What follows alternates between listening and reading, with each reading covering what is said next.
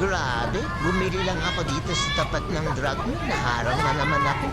Pero anyway, shout out sa mga taga-drug man dito sa bayan. Tsaka sa dalawang rider na ito na humingi din ng sticker sa akin. Ride safe sa inyo mga kuya.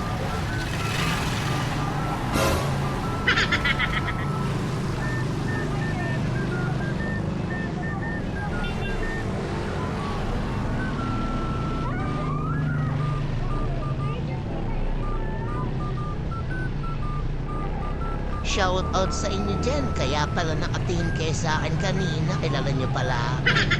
Akala ko naman kasi kung bakit nakatingin kayo sa akin bawal mag-park dun sa gilid.